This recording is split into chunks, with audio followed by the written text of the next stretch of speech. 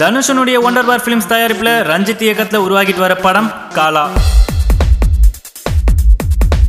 மும்பை பின்புலத்தை கொண்டு உருவாகிட்டு வர இந்த படத்துல ரஜினி சம்பந்தப்பட்ட காட்சிகள் முதற்கட்டமா முடிவடைஞ்சிருக்கு.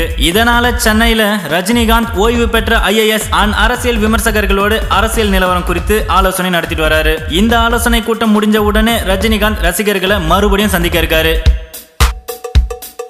காலா ரஜினி நடிக்கிற பக்கா கமர்ஷியல் படமா உருவாகிட்டு வருது. எல்லா தரப்பு ரஜினி ரசிகர்களையும் கவரும் விதத்துல பாடல்கள், சண்டை காட்சிகள், பஞ்ச் டைலாக்ஸ்னு ரஜினி ரசிகர்களுக்கு ஒரு ஃபுல் மீல்ஸே தயாராகிட்டு வருது. காலா படத்தினுடைய சண்டை காட்சிகளை திலீப் சுப்புராயன் இயக்கிட்டு வராரு.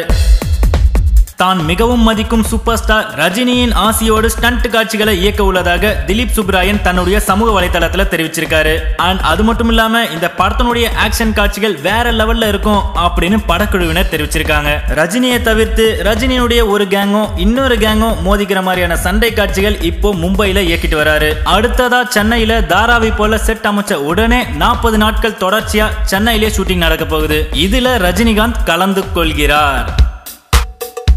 இனி இது போல அடுத்தடுத்த மேலும் சுவாரஸ்யமான விஷயங்களையும் தகவல்களையும் தெரிந்து கொள்ள சப்ஸ்கிரைப் பண்ணுங்க பக்கா டிவி.